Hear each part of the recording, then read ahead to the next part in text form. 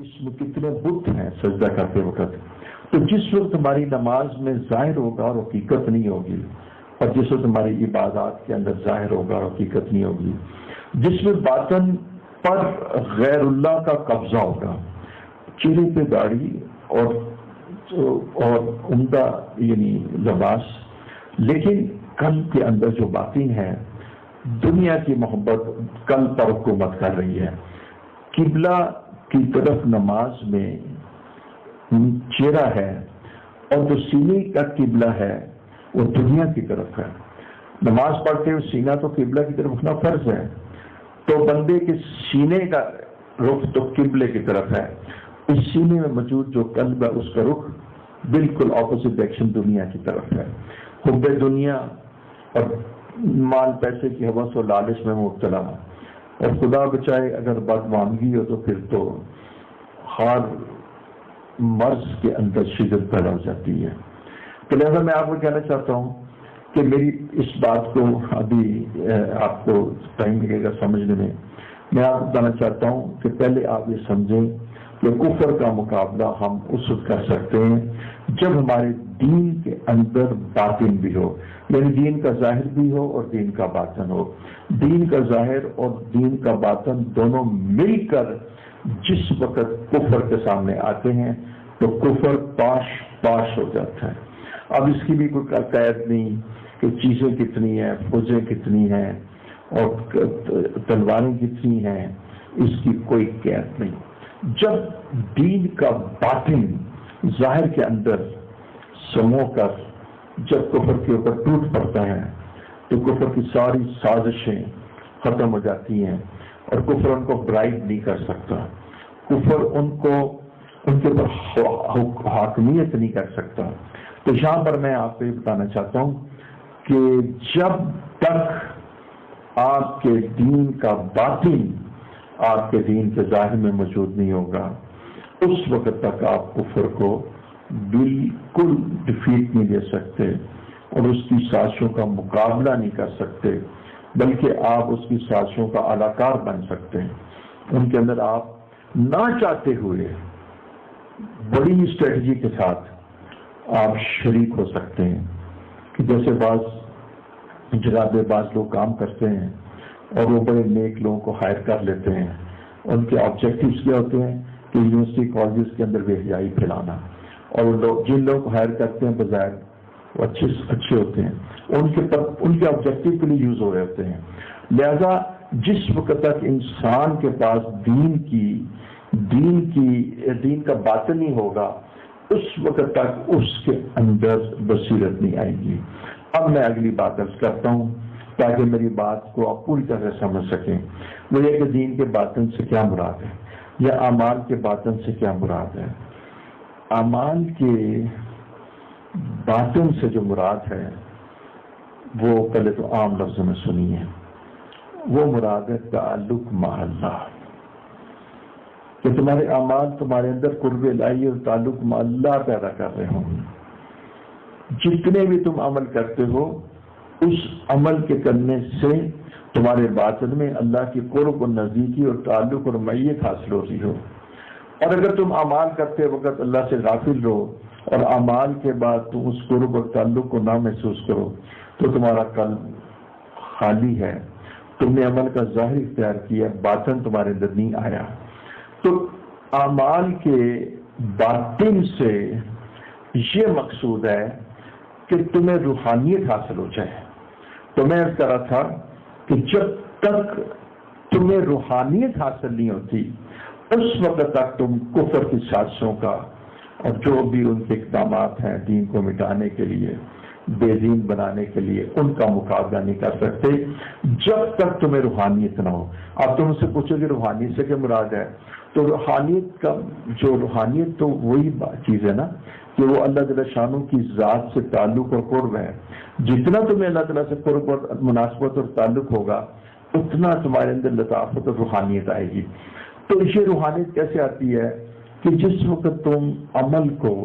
سنت کے مطابق کرتے ہوئے اس کے اندر غالب نیت یہ رکھو گے کہ والعمل الذی یبلغنی حبک، کہ اللہ تعالیٰ مجھے اس عمل کی توفیق عطا فرما دے جو تیری محبت تک پہنچا دے، یعنی وہ عمل کہ جو اللہ کے قرب تک پہنچا دے، وہ عمل جو اللہ کے ساتھ نیت میں سے نزدیکی کا باعث بنے، وہ عمل جو تعلق میں اللہ پیدا کر دے۔ تو یہ میں آپ کو عرض کر رہا تھا کہ جس وقت عمل کا یعنی جو ظاہر ہے وہ تو وہی ہے، جیسے آپ نے قربانی کی تو قربانی کی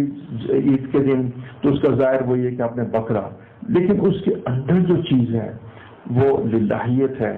وہ عشق الہی ہے، وہ اللہ کی محبت ہے۔ اور اللہ جل شانہ اتنی واضح زبان مبارک سے اپنی قرآن میں کہتے ہیں کہ ہم تک تمہارا نہ گوشت پہنچتا ہے، لقومھا ولا دماؤھا، اور نہ تمہارے تک ہمارا خون پہنچتا ہے، لیکن وہ تقوی اور خشیت الہی جس کیفیت کے ساتھ تم اس کو ذبح کرتے ہو اللہ کی محبت کے ساتھ، وہ کیفیت محبت اور عشق کی ہم تک پہنچتی ہے۔ اس کا مطلب ہے کہ اعمال کا اصل مغز بھی جو ہے وہ بھی اس کا باطن ہے۔ تو اب جس وقت آپ اعمال کریں اور اس سے باطن نہ پیدا ہو، تعلق اللہ نہ پیدا ہو، رجوع اللہ نہ پیدا ہو، فکر آخرت نہ پیدا ہو، تو یہ وہ اعمال ظاہرہ ہیں کہ جس کے ساتھ ہم کفر کا مقابلہ نہیں کر سکتے۔ ہم کفر کا مقابلہ صرف اس وقت کر سکتے ہیں کہ جس وقت ہمارے اندر روحانیت ہو اور ہمارے اندر تعلق مع اللہ ہو اور ہمارے اندر قرب الہی ہو۔ ہم اس کے بغیر بالکل اس کا مقابلہ نہیں کر سکتے۔ میں اپنی جو مضمون ہے اس مضمون کا میں تقریباً 70% میں نے بیان کر دیا۔ اب میرا اگلا پیراگراف سنیے کہ جہاں تک میں آپ کو پہنچانا چاہتا ہوں، اور اللہ ہی پہنچانے والے ہیں اور بندہ نہیں پہنچا سکتا۔ تو خدا کرے کہ میں اپنا معافی ضمیر اس سوال کے جواب میں بیان بھی کروں اور وہ صحیح بیان ہو۔ ابھی تک میں نے آپ کے سوال کے جواب میں صرف اتنا کہا ہے کہ ہم موجودہ صورتحال کے اندر کس طرح بچیں گے، تو ہم نے کہا کہ جس وقت ہمارا اعمال کا ظاہر اور باطن دونوں اعمال میں موجود ہوں گے تو پھر کفر ہم پر غلبہ نہیں پا سکے گا، یہ بات ختم ہوگی۔ اب آئیے قرآن کی آیت سنیے اور اسی کے ساتھ میں جو اصل جذبہ ہے باطن کا اس کو بیان کرنا چاہتا ہوں کہ وہ کیا چیز ہے جو ڈیفیشنٹ ہے، وہ کیا چیز ہے کہ جو موجود نہیں ہے، وہ کیا چیز ہے کہ جو موجود ہو تو اس کے بعد کفر مقابلہ نہیں کر سکتا۔ لیجیے اس کو سنیے۔ اب اللہ جل شانہ فرما رہے ہیں بسم اللہ الرحمن الرحیم قل ان کان آباؤکم، آپ کہہ دیجئے کہ اگر آباؤکم تمہارے ماں باپ، اب ماں باپ کا ریلیشن کتنا زبردست ہے، کیا احب الیکم من اللہ ورسولہ، اگر تمہارے ماں باپ تمہیں اللہ اس رسول سے زیادہ پسند ہیں، محبوب ہیں، کون؟ پیرنٹس، ماں باپ، جن کے بارے میں اللہ تعالیٰ فرما رہے ہیں وَبِالْوَالِدَيْنِ إِحْسَانًا، ادب کرو، اف نہ کرو۔ تو فرمایا کہ اگر یہ ان کا کمپیریزن اللہ اس کے رسول سے آ جاتا ہے تمہارے ماں باپ کا، تو پھر تم نہ اللہ تعالیٰ کی ناگواری اور ناراضگی کا اظہار کرو۔ قُلْ إِنْ كَانَ آبَاؤُكُمْ وَأَبْنَاؤُكُمْ، اور اگر تمہارے بیٹے تمہیں احب علیکم من اللہ ورسولہ، تمہیں اللہ اس کے رسول سے زیادہ محبوب ہیں، تو تم پھر اللہ کے عذاب کا انتظار کرو۔ قل ان کان آباؤکم وابناؤکم واخوانکم، اور اگر تمہارے بھائی تمہیں اللہ اس کے رسول سے زیادہ محبوب ہیں، وازواجکم، اور بیویاں تمہیں اللہ اس کے رسول سے زیادہ محبوب ہیں، وعشیرتکم وعشیرتکم، اور یہ کہ تمہاری برادری کے لوگ، تمہاری جو فیملی اور برادری کے جو لوگ ہیں نا، کہتے ہماری یہ برادری ہے، وعشیرتکم، اگر تمہاری برادری کے لوگ احب علیکم من اللہ ورسولہ، تمہیں اللہ اس کے رسول سے زیادہ پسند ہے، فتربصوا، تم اللہ کی ناگواری اور عذاب کا انتظار کرو۔ قل ان کان آباؤکم وابناؤکم واخوانکم وازواجکم وعشیرتکم، یہ نا ایموشنل ریلیشن شپ جو انسان کے ایک دوسرے کے ساتھ جذباتی تعلقات ہوتے ہیں اس کا تذکرہ کیا گیا ہے، کیونکہ اس میں دیکھیں بیٹے، اس میں بیویاں، اس میں بھائی، اس میں ماں باپ، برادری کے لوگ کتنے محبوب ہوتے ہیں۔ یہ آپس کے تعلقات کا ذکر ہے کہ اگر ان تعلقات کی تمہارے قلب میں جو قدر و منزلت اللہ اور اس کے رسول سے زیادہ ہے، فتربصوا، تو تم نہ اللہ کی ناراضگی کا اظہار کرو۔ احب الیکم من اللہ، تمہیں اللہ اس سے زیادہ پسند ہے، مطلب یہ جرم ہے۔ دیکھیں یہ جرم ہے کہ تم ماں باپ کو اللہ اس کے رسول سے زیادہ محبوب رکھو، تم بیوی کو، بچوں کو، تم ازواجکم عشیراتکم، تم اپنے برادری کے لوگوں کو، تم ابناءکم بیٹوں کو، اخوانکم تم اپنے بھائیوں کو، تو یہ جب تم ان کو اللہ اس کے رسول سے زیادہ مقدس معذرت سے مقدس نہیں، اللہ اس پر مقدم رکھو گے اور ان کی خواہشات کی وجہ سے اللہ تعالیٰ کے احکامات کو توڑ دو گے۔ بیوی کہتی ہے کہ دیکھو آپ نے وہ کہتا ہے میں نے اللہ کی محبت میں داڑھی رکھ لی ہے، وہ کہتی ہے کٹوا دو، اور وہ بیوی کی خواہش میں کٹوا دیتے ہیں۔ تو اب یہ کیا چیز ہے کہ تم نے بیوی کو، اس کی خواہش کو اللہ پر مقدم کر دیا، اللہ کے امر پر، یا تم اس ٹیسٹ میں فیل ہو گئے۔ اخراجات کی زیادتی کی وجہ سے بیوی مثال کے طور پہ اپنے بڑی ڈیمانڈنگ ہے تو تم رشوت میں مبتلا ہو گئے، تو تم بچوں کی اور بیوی کی محبت میں تم یعنی جو ٹیسٹ تھا، تم نے بیوی بچوں کی محبت کو اللہ کی محبت غالب کر لیا، تم اس ٹیسٹ میں فیل ہو گئے۔ تو یہاں پر یہ بتایا جا رہا ہے کہ جتنے بھی جذباتی تعلقات ہیں ان کو اگر تم اللہ اور اس کے رسول پر مقدم کر دو گے، اسے محبوب رکھو گے، تو تم سے اللہ ناراض ہو جائیں گے اور تم ٹیسٹ میں فیل ہو جاؤ گے۔ اب اس کے بعد جو اگلا بیان کیا گیا ہے وہ مال ہے۔ ایک تو آدمی کو اولاد محبوب ہوتی ہے، بیویاں محبوب ہوتی ہیں، بیٹے محبوب ہوتے ہیں، ماں باپ، اور ایک مال۔ اب تذکرہ ہے یعنی یہ تو تھے نا لیونگ لوگ، آرگنزم سے سارے، اور اب نان لیونگ کیا ہیں، وہ کیا ہیں؟ وَأَمْوَالٌ اقْتَرَفْتُمُوهَا، اور وہ مال جو تم نے کمائے ہیں۔ اب مال کتنی محنت سے کمایا جاتا ہے، اور کمانے کے بعد اگر اس نے بینک بیلنس میں تم نے رکھ دیے، اب جب بینک میں تم نے اس کا بیلنس رکھ دیا تو تمہارے لیے بہت زیادہ جو ہے نا بہت زیادہ وہ قیمتی ہیں، اور تمہیں کی بہت رغبت ہے کہ ہمارے بینکس میں 10 کروڑ ہے، 1.5 کروڑ ہے، 1 ارب ہے، 5 کروڑ ہے، 10 لاکھ ہے۔ اب یہ مال جو تم نے کمائے، بڑی محنت سے کما کے تم نے ان کو جمع کر لیا اور تم نے بینکس میں رکھ دیے، یا تم نے ان کو پلاٹوں کی شکل میں لینڈز میں منتقل کر دیا، تو یہ وہ تمہارے سٹورڈ مال ہیں، تمہارا نیٹ گین ہے، تمہاری پروفٹ جو تم نے ٹریڈ کی ہے، تجارت کی ہے، تو یہ بھی تمہیں اگر اللہ اس کے رسول سے زیادہ محبوب ہے۔ یہ مال جو تم نے کمائے تمہیں اللہ اور اس کے رسول سے زیادہ محبوب ہیں، اور جب تمہیں کہا جائے کہ بھئی تم اللہ کے راستے میں نکلو، تو پھر ان مالوں کا تمہیں فکر دامن گیر ہو، یہ تمہیں اللہ کے راستے میں جہاد میں نکلنے سے روک دیں۔ پھر فرمایا وَتِجَارَةٌ تَخْشَوْنَ كَسَادَهَا، اور پھر تمہیں وہ تمہاری تجارتیں جو خوب چمکتی ہیں، جس میں بڑی کلائنٹیج ہے اور امپورٹ ایکسپورٹ ہو رہی ہے، ماشاءاللہ تم وہاں پر بڑی صبح سے شام تک مشغول اور پیسے آ رہے ہیں اور نفع کما رہے ہیں، یہ تمہاری تجارتیں، اور تمہیں دیکھا کہ اگر ہم دین کے کام میں لگ گئے اور ہم اللہ کے راستوں میں نکل گئے تو یہ ہماری تجارتوں کو کیا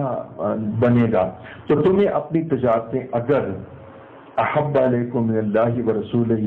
اللہ اور اس کے رسول سے زیادہ محبوب ہیں، وجہاد فی سبیلہ، اور اللہ کے راستے میں جہاد کرنے سے تمہیں یہ زیادہ محبوب ہے تمام اشیاء، فتربصوا، تو تم اللہ جل شانہ کی ایک ناراضگی کا اور ایک عذاب کا انتظار کرو، حتی یاتی اللہ بامر، یہاں تک کہ اللہ جل شانہ اپنا امر، ناراضگی کا، ناگواری کا یا کوئی فیصلہ بھیج دیں۔ واللہ لا یہدی القوم الفاسقین۔ تو اب دیکھیے اس میں فاسقین کہا گیا، یہ بھی فسق ہے کہ تم اللہ رب العزت کی محبت کو یعنی سب پر غالب نہ رکھو۔ یعنی اس کے اندر میسج کیا آ رہا ہے؟ اس کے اندر صرف یہ میسج آ رہا ہے کہ دیکھیے تم اللہ اور اس کے رسول کی اور اللہ کی محبت کو، آباؤکم اپنے باپ پر غالب رکھو، بیٹوں پہ، بھائیوں پہ، بیویوں پہ، برادری کے لوگ، اور مال جو تم نے کمائے وہ تمہاری تجارتیں، ہاں وہ یہ میں نے پڑھا نہیں شاید، وہ مساکن ترضونہا، اور وہ تمہارے خوبصورت گھر جو تم نے بہت آراستہ کر لیے ہیں، جس کے اندر آسودگی کا ہر انسٹرومنٹ اکوپڈ ہے۔ نتیجہ ہے کہ وہ بھی تمہیں اللہ تعالیٰ کی محبت میں وہ بھی حائل پڑتے ہیں، ہوتے ہیں، اللہ کے احکامات کو پورا کرنے میں بھی وہ حائل ہوتے ہیں، اللہ کے راستے میں نکلنے میں بھی وہ حائل ہوتے ہیں۔ تو یہ کہا گیا کہ اگر تمام چیزیں تمہیں اللہ رب العزت کی اطاعت میں اور اللہ تعالیٰ کے راستے میں نکلنے سے روکتی ہیں، اور ان کی محبت تمہارے اوپر ان کی محبت، ان تمام اشیاء کی محبت تمہارے اندر اللہ کی محبت پر غالب ہے اور اللہ کی محبت مغلوب ہے، تم اللہ کو ان پر مقدم نہیں رکھتے اور تم اللہ کو مؤخر رکھتے ہو، پرائمری ثانوی سے دیتے ہو اور ان کو تم پرائمری سے دیتے ہو، تو تم نے نا اپنے پر بہت ظلم کیا، اس سے تم نے اللہ تعالیٰ کی ناراضگی کو مول لیا، اور تم اب اللہ تعالیٰ کے امر کا انتظار کرو کہ وہ تمہارے ساتھ کیا معاملہ فرماتے ہیں۔ اس کے اندر ایک ہے کہ اللہ تعالیٰ کے امر ناراضگی کا ہے، سزا کا ہے۔ تو دیکھیے اس کے اندر ہرگز اس کا تعلق اس کا ذکر نہیں کیا گیا کہ اگر تم زنا کرو، شراب پیو، اگر تم سود لو، اس کا ذکر نہیں کیا گیا،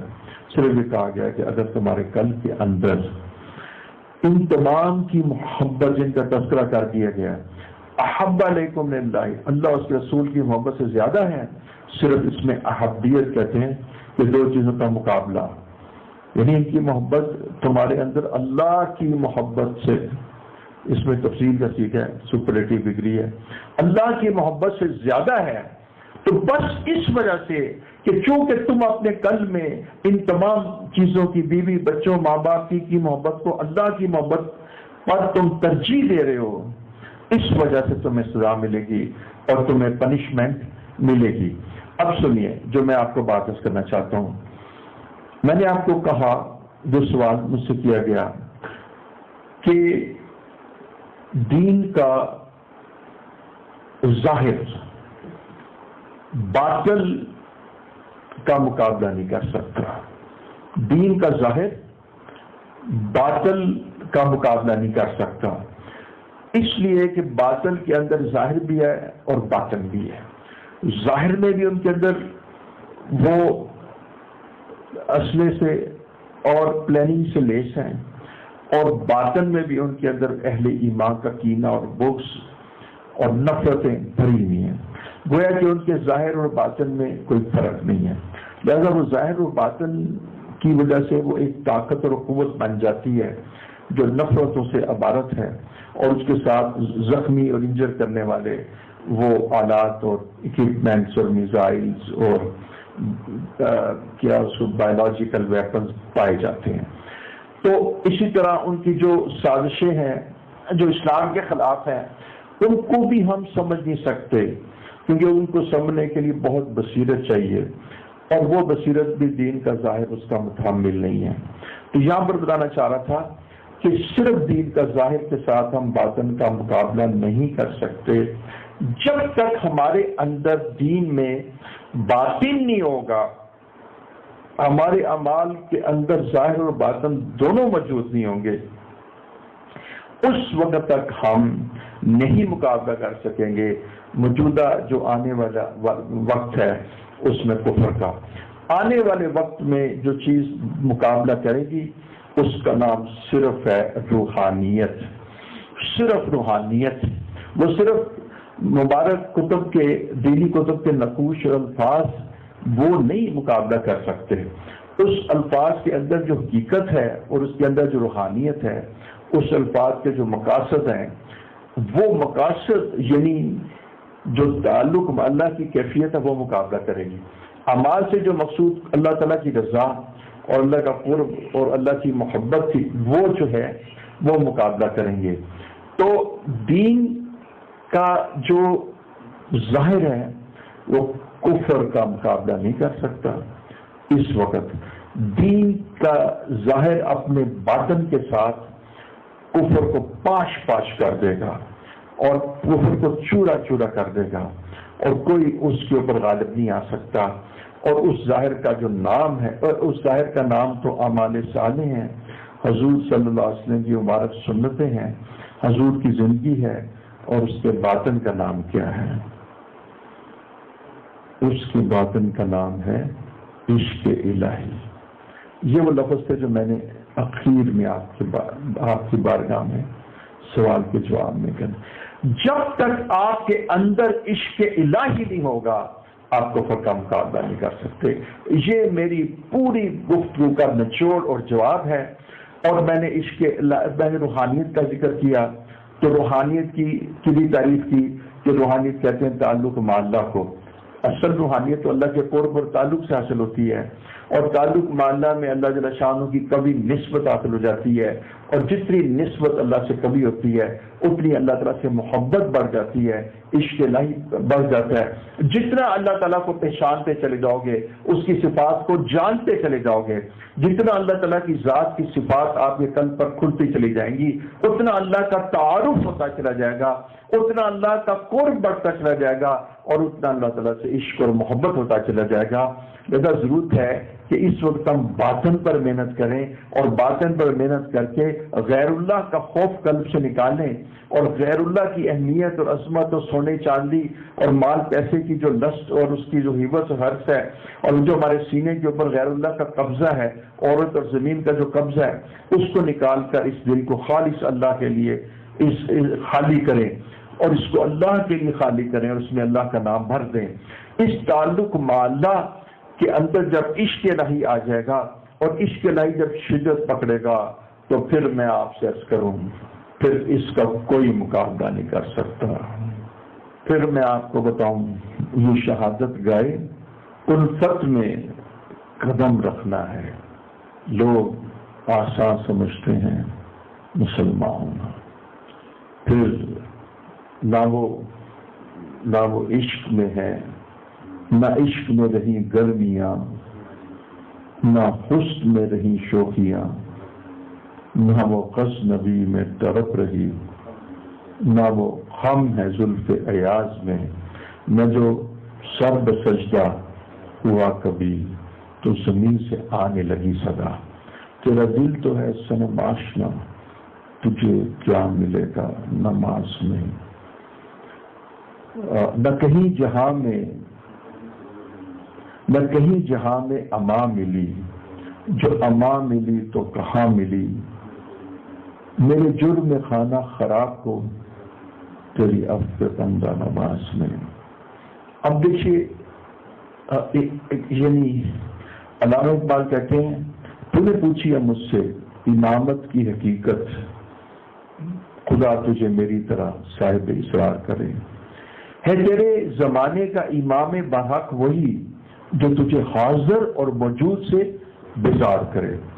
فقر کی سان چڑھا کر تجھے اور بھی طلبات کرے۔ تو دیکھیے، اس وقت مسلمان کیا ہے؟ راکھ کی ٹیر ہے۔ آپ کے سوال کے جواب میں صرف یہ کہا جائے گا کہ یعنی اس وقت ہم کفر کی سازشوں کا اور کفر کا اور اس کی کسی بھی ہمارے خلاف اٹھنے والی سازش اور انٹریگ اور کوئی بھی ان کا عمل کا جو مقابلہ ہے،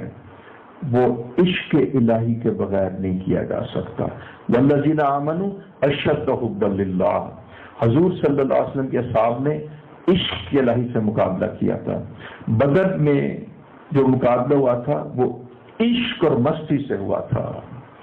اور حنین کے اندر بھی عشق کی بات تھی کہ آپ صلی اللہ علیہ وسلم نے سب کو بلایا تھا، پھر صحابہ شہید ہو گئے تھے، اور احد میں بھی۔ یہ ساری داستانیں جو رقم ہوئی ہیں، یہ عشق الہی کی داستانیں ہیں۔ لہذا عشق کے بغیر، اب اس کو عشق کہہ دیں، فارسی کا لفظ ہے، عربی میں مستعمل نہیں ہے، اس کو حب کہہ دیں، اس کو اشد حب للہ حب کہہ دیں، اس کو محبت الہی کہہ دیں، اللہ کی محبت ہم کہتے ہیں۔ اللہ کی محبت بھی فارسی میں استعمال ہوتا ہے، اور حب جو عربی میں استعمال ہوتا ہے۔ یہ جو اللہ تعالیٰ کی عشق اور محبت ہے، اس کے بغیر آپ تصور بھی نہ کر سکنا کہ آپ مقابلہ کر سکتے ہیں، کبھی دھوکے میں نہ رہنا۔ ایک تو یہ بات، اور دوسری بات میں عرض کروں کہ جو فہم و فراست ہے وہ صرف عاشقوں کو حاصل ہوتی ہے۔ عاشقوں کو جو فہم و فراست ہے نا، وہ تاب منزل صرف دیوانے گئے، لوٹ آئے جتنے جو عقلیات کے ماہر ہیں وہ واپس لوٹ آتے ہیں فرزانے کے۔ تو میں عرض کروں کہ اس کے اندر جو اشاق ہے نا، ان اشاق کا وہ مقابلہ نہیں کر سکتے، اور عشق کی جو آگ ہے نا، اس کے اندر کفر جو ہے وہ جیسے آگ کا الاؤ جل رہا ہو تو اس کے اندر لکڑیاں جل کے راکھ بن جاتی ہیں، اس طرح کفر جو ہے عشق کی الاؤ میں جو مومنوں کے قلب میں چل رہا ہوتا ہے، اس کے خوف سے نصرت بالرعب، آپ صلی اللہ علیہ وسلم شاہ فرماتے ہیں میری روب سے مدد کی گئی۔ حضرت عمر رضی اللہ عنہ چلتے تھے، ان کا روب کتنے کلومیٹر سے مائل آگے چلتا تھا کہ عمر چل کے آ رہے ہیں۔ تو یہ وہ روب کیا تھا؟ وہ اللہ کے ساتھ عشق اور محبت تھی۔ ابھی ہم نے اپنے آپ کو اللہ کے ساتھ عشق اور محبت کو پیدا کرنا ہے۔ جب تک اللہ کا عشق اور محبت ہمارے اندر نہیں پیدا ہوگا، اس وقت تک آپ یاد رکھیے گا ہم کفر کا مقابلہ نہیں کر سکیں گے۔ علم کا ہونا انتہائی ضروری ہے، اور علم پر جو عمل ہے وہ انتہائی ضروری ہے، اور عمل کے اندر اخلاص، اور یہ اخلاص کا مطلب ہے کہ ہم اللہ خالص تیرے لیے ہیں، ہم انا للہ و انا الیہ راجعون، ہم صرف تیرے لیے ہیں۔ اور وہ اخلاص یا عشق الہی، یہ تین چیزیں جب جمع ہو جاتی ہیں، علم بھی ہو، عمل بھی ہو، عشق الہی بھی ہو، تو ان سے جو چیز بنتی ہے وہ اتنی زبردست کمی رکھتی ہے کہ اس کے ساتھ مزاج بھی واپس ہو جاتے ہیں۔ وہ کوئی چیز اس پر غلبہ نہیں پا سکتی، کوئی چیز اس کو نیچا نہیں دکھا سکتی، کوئی چیز اس پر فتح نہیں حاصل کر سکتی، کوئی چیز اس کو غلبہ نہیں حاصل۔ ہر شے کے سامنے عشق الہی کے ساتھ جس وقت آدمی سامنے آتا ہے تو کفر عشق الہی کا مقابلہ نہیں کر سکتا۔ تو میری آج کی اس جو گفتگو کا مقصد تھا، جو لب لباب ہے، وہ یہ ہے کہ ہم اپنے اندر باطن میں عشق الہی پیدا کریں، باطن کی محنت کریں، سینوں کو صاف کریں، کینوں سے دلوں کو پاک کریں، اللہ رب العزت پر رجوع کریں، اور اس کے اندر جتنے بھی غیر اللہ ہیں اور جتنے بھی اس کے اندر بت ہیں، کوئی اس کے اندر مال کا بت ہے، کوئی عورت کا بت ہے، کوئی اس کے اندر سونے چاندی کا بت ہے، پلاٹوں کا بت ہے، وہ اموال ایک طرف تو منہا اس کا بت ہے، بینک بیلنس کا بت ہے، اور تجارتوں کا بت، سارے بتوں کو نکال کر ہم اس کو لا الہ الا اللہ کی طرف سے دائیں طرف پھینک دیں اور اللہ کا نام اپنے سینے میں داخل کریں۔ پھر جو عشق الہی ہمارے سینے میں پیدا ہوگا، جب اس طرح کے اشاق لاکھوں نہیں چند ہزاروں ہی ہوں گے، تو اس کی وجہ سے پورے عالم پر مسلمانوں کا اور اہل اسلام کا روح طاری ہو جائے گا۔ اور اگر آپ قلب میں حب دنیا رکھتے ہوں اور ظاہر میں آپ نمازیں بھی پڑھتے ہوں اور آپ عمرے بھی کرتے ہوں، اور پھر آپ ساتھ ساتھ وہ کفر کے سارے طریقوں کو بھی سمجھتے ہوں، اور ساتھ یعنی ان کی گلوکاروں کے نغمے بھی سن لیتے ہوں، ان کی مووی بھی سن لے ہوں، ان کے ہوٹلوں میں کھانا بھی کھا لیتے ہوں، اور شاہی مسجد میں جا کے جمعہ بھی پڑھ لیتے ہوں، نہ اس سے وہ گھبراتے ہیں اور نہ اس سے آپ ان پر غلبہ پا سکیں گے۔ یہ تو صرف اور صرف جب اللہ کی محبت اور عشق، اور جب یہ روحانیت تعلق اللہ کی عشق الہی کی آپ کے اندر آئے گی، اس وقت وہ آپ سے ڈریں گے، وہ آپ کے ذہنی ویپن سے بالکل خائف نہیں ہے، وہ آپ کے عراق کے کیمیکل ویپنز تباہ کر چکے ہیں، عراق کے جو سائنٹسٹ تھے، نیوکلیئر سائنٹسٹ، ان کو بھی وہ اکثر کو اس دنیا سے رخصت ہو چکے ہیں۔ نتیجہ یہ ہے کہ جب آپ کے اندر عشق الہی نہیں ہوگا تو آپ کے اندر تفرقہ ہوگا اور آپ کے اندر اختلاف رائے ہوگا، اور آپ کے اندر بہت سارے میر جعفر اور میر صادق پیدا ہوتے رہیں گے جو کہ ملک اور قوم کے دشمن ہوں گے،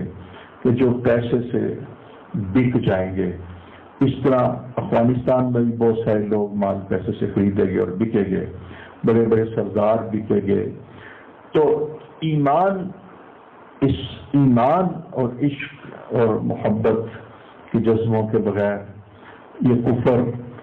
جو اپنی پوری آب و تاب اور قوتوں کے ساتھ سامنے آ رہا ہے، اس کا مقابلہ نہیں کیا جا سکتا۔ یہ مقابلہ آپ عشق الہی سے کریں گے۔ عشق الہی کے حصول کے لیے ذکر اللہ کی ضرورت ہے، خانقاہوں کی ضرورت ہے، اللہ والوں سے رابطے کی ضرورت ہے۔ ہر جگہ سے عشق نہیں ملتا، ہر جگہ سے آپ کو عود اور یعنی مشک نہیں ملتی۔ مشک اور عود کپڑوں کی دکانوں سے نہیں ملتے، سبزیوں کی دکانوں سے نہیں ملتے۔ مشک جو ہے نا آپ کو خاص دکانوں سے ملتے ہیں۔ اس لیے بعض دکانیں عشق کی دکانیں ہوتی ہیں، بعض خانقاہیں عشق کی خانقاہیں ہوتی ہیں۔ یہ عشق بھی آپ کو اللہ والوں کی خانقاہوں سے ملتا ہے، یہاں سے بھی آپ کو عشق کی پڑیات دی جاتی ہے، تو جس کے ساتھ آپ کے اندر عشق ٹرانسفر ہو جاتا ہے۔ تو جب آدمی کے قلب میں عشق منتقل ہوتا ہے تو وہ اس کے اندر اس قدر اندر بوٹی مشک مچایا کہ جا پھلنت آئی ہو۔ جب یہ اندر جاتا ہے تو پھر اندر جا کے جو عشق کے الہی کا جو بوٹی ہے اس کو جب یہ نرش کرتا ہے تو پھر انسان کے اندر رگ و ریشے میں اللہ کا نام، عشق الہی اور ایک غیر معمولی قوت اس کے اندر آ جاتی ہے، اور اس قوت، عزم اور ارادے اور بصیرت کو کوئی بھی توڑ نہیں سکتا، نہ اس کا کوئی مقابلہ کر سکتا ہے۔ پھر حضرت فرماتے ہیں، حضرت عمر رضی اللہ تعالیٰ عنہ، اے زمین تو کیوں ہلتی ہے؟ کہتے ہیں پر عمر انصاف نہیں کرتا، اور زلزلہ رک جاتا ہے، اور جب آگ آتی ہے تو آپ اس کو ہاتھوں کے اشارے سے باہر کہتے ہیں باہر نکل جا۔ تو پھر وہ جب ساریہ کو دیکھتے ہیں جو ان کا کمانڈر ہے تو اس کو پیچھے سے اضافہ دیتے ہیں، یا ساریہ جبل، یہ ساریہ تو جبل کے نا پیچھے ہو جا، اور ان کو وہ میسج وہاں پہنچ جاتا ہے۔ یہ عشق کی جو ویوز ہیں ان کے ذریعے سے فاصلوں کو طے کر کے ان نے اپنے کان میں حضرت عمر کی آواز سنی، اور انہوں نے حملہ کیا اور کامیاب ہو گئے۔ تو ہمیں عشق الہی کی ضرورت ہے۔ پورا میڈیا عشق الہی کو نکالنے کے لیے ہے، انڈین موویز عشق الہی کو نکالنے کے لیے ہیں، کالج یونیورسٹیز کا ماحول بے حیائی پیدا کرنے کے لیے ہے۔ بے حیائی اس لیے پیدا کی جاتی ہے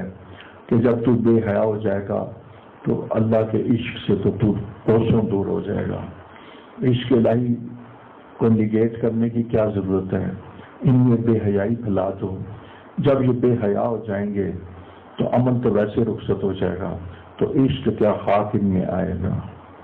تو اس لیے میں عرض کرنا چاہوں گا کہ یہ جو جتنی بھی چیزیں شریعت نے منع کی تھیں وہ اللہ کے راستے سے روکتی ہیں، اللہ کی ذات کو پہچاننے سے روکتی ہیں، عشق الہی کو سینوں میں جو ایک جلا ملتی ہے اس غذا سے روکتی ہیں۔ لہذا نگاہوں کی بھی حفاظت کیجیے، حالات حاضرہ سے رابطہ رکھیے،